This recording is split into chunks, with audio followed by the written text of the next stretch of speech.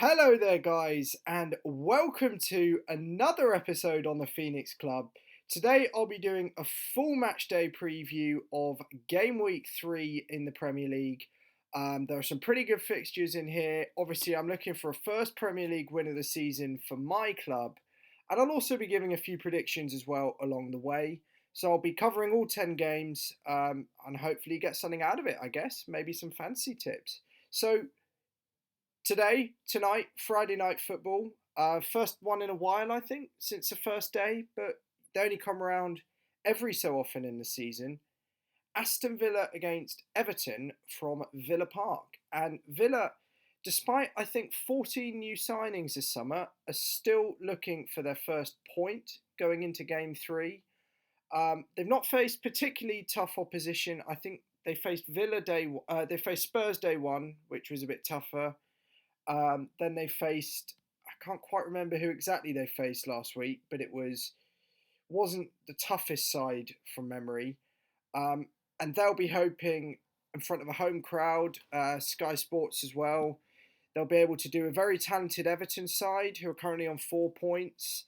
I think Everton under Silva in particular have shown a lot of potential and have got a really good shape going, but I think they struggle at times to get the goals in.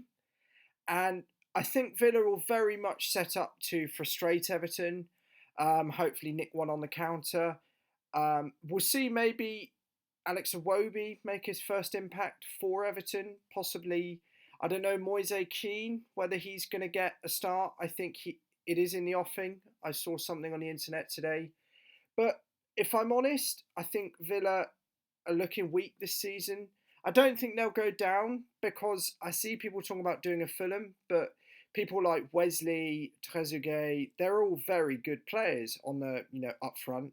I do think they have the goals in them to take them to safety, but I think it'll be a close run thing. I think this week they're just still settling in, so I'm going to call 1-1 draw. I think Villa will get their first points, and Everton will be disappointed again, like they were game 1 against Palace, but I think they'll be there. But on to possibly the biggest game of the week, and sadly it doesn't involve my club, Chelsea.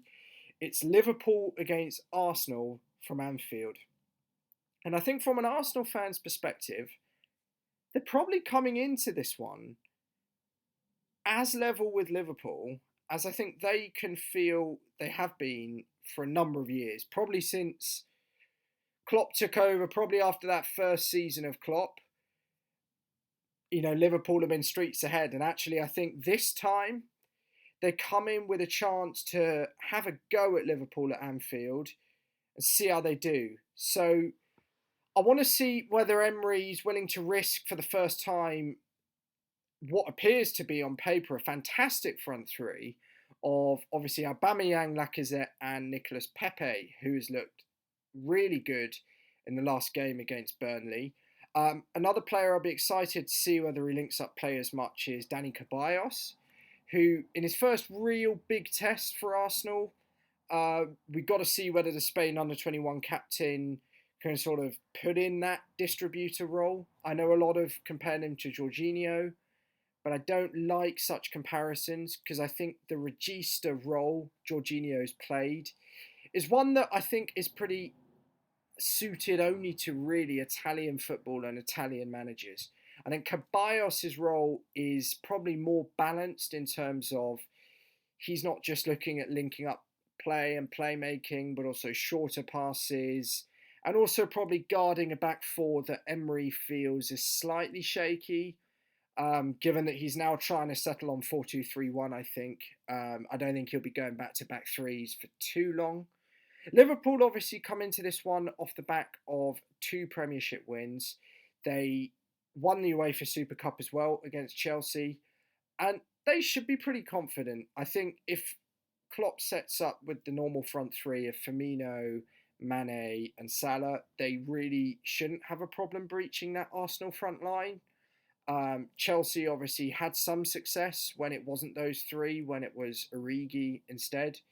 But if I was to call this one, Ooh, it's a tough one actually. I'm gonna again call a draw, and I know it's boring, but I'm gonna again say 2-2 because I do think Arsenal have goals in them. And I don't think the back four now is as bad as it was, 12, 24 months ago. I know they've got Saliba and some others. They've got David Luiz, obviously, um, leaving my club. But hey, Luiz will strengthen that Arsenal back line. And I just can't see them getting steamrolled by Liverpool. And I can see them scoring a couple of goals at Anfield. So I'm going to say 2-2. Be interesting to see whether that goes ahead. I think I've got a few of the attackers in my fantasy teams. They've got Aubameyang, Salah as well. So hoping for some goals in that game. On to next, I'd say probably the second biggest game, but I think they're all probably about the same stature now. Norwich City against Chelsea at Carrow Road. Norwich come into this one above Chelsea in the table. Something I'm not proud of, I have to say. But obviously, 2 games in, Chelsea can alter that. And I've been saying before, Chelsea have got to be very, very careful at this one.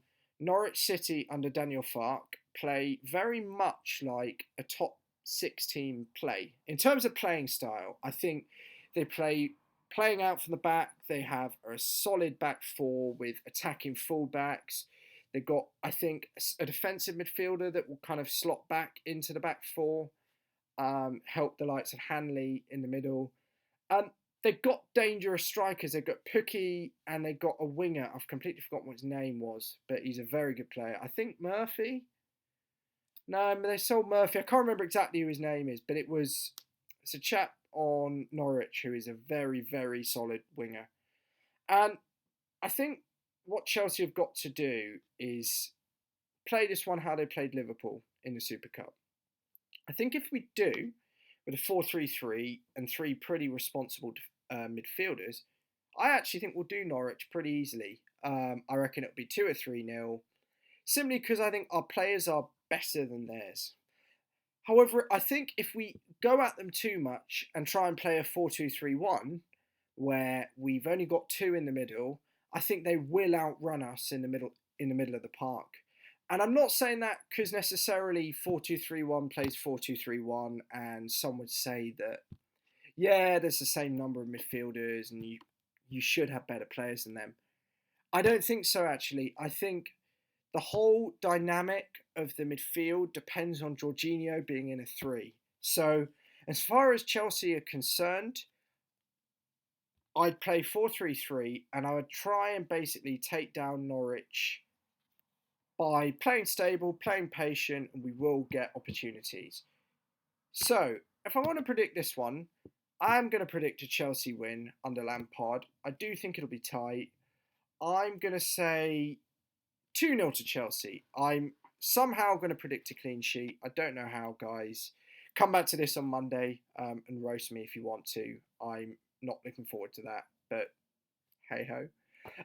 The next one is, I'll whittle through them a bit quicker now because most of these are self-predictable.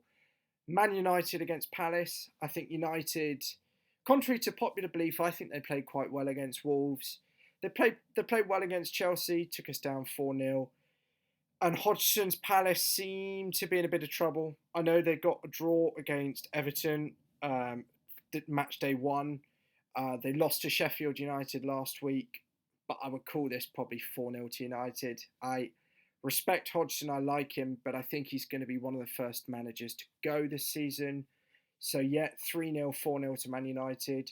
Next is Sheffield United against Leicester City. This one is tough because Sheffield clearly looked fine at home. They obviously beat Palace last game week. Chris Wilder's a great manager, taking them up 2 divisions. And they got the sort of football manager player of the ages, as far as I'm concerned, Billy Sharp. I mean, I've had him in my football manager, loads of lower league career modes. But for this one, I actually think Leicester are a really nice side under Brendan Rodgers, shown by their performance at the Bridge, which got better and better and better, a little bit like an aging wine, I suppose.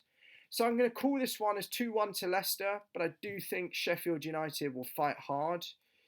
Then on to Watford against West Ham from Vicarage Road. Two sort of perennial mid-table teams last season. They were, I think, 10th and 11th, respectively, something like that. And I think they've had kind of contrasting starts to the season. Watford, playing their sort of normal 4-4-2, have had a bit of trouble, sort of uncharacteristic, 2 straight defeats. And West Ham, it's strange, under Pellegrini, I watch them and I see them play good football, and they don't always get the results. But they've got Haller, and I think Haller's got to be accommodated the right way. And I think Pellegrini's still in the process of doing that. So it's tough. I'm going to call this one. And it would be sort of traditionally a perennial sort of 1-1, 0-0, mid-table draw. But actually, I have a feeling West Ham are going to win this one comfortably. I think it's going to be 2-0 to West Ham. I think Watford will struggle to start the season. I didn't see Grazia staying long, particularly after that FA Cup final debacle. So yeah, I think West Ham are going to do Watford at Vicarage Road. I really do. Next one is another top 6 side. It's Bournemouth against Man City, the champions. And Bournemouth gave City a really good challenge last season at the Vitality. And Howe does tend to set his sides up nicely against top teams at home. I still am scarred, by the way, from 4-0 away at Bournemouth for Chelsea last season. But City were unlucky not to beat Tottenham, in my opinion. I think VAR, it goes your way sometimes, it doesn't on other times. And City completely outclassed Tottenham. So tough, because again, Bournemouth have had a nice start to the season. And I'm seeing a really nice 3-4-3 setup from Eddie Howe. But I'm going to I'll call a narrow win for City. I'm going to say 1-0, but I'm going to say Bournemouth are going to really do themselves credit. And it won't be a sort of part the bus 1-0. Bournemouth will have chances, but I think City will come home. Next, we got Tottenham against Newcastle at the beautifully named Tottenham Hotspur Stadium. This one, I think, is Sunday, one of the early games. I'm gonna call this one. It's going to be pretty easy one, probably the easiest game to call all week. Newcastle United under Steve Bruce, I think, pretty poor the first 2 games, I have to say. I think they might have been a goal up in one of their games, but I think under Bruce, there's been stories in the papers about the fact that the players aren't happy with the training methods, particularly compared to Benitez, which I guess is understandable. Going from Champions League winner, Europa League winner to Championship playoff champion, I guess. Steve Bruce is a good manager, but not in Benitez's league. And I saw, a bit like last year, some pretty negative football from Newcastle again. But do I think it's going to be enough to get them even a point at the Tottenham Stadium? No, absolutely not.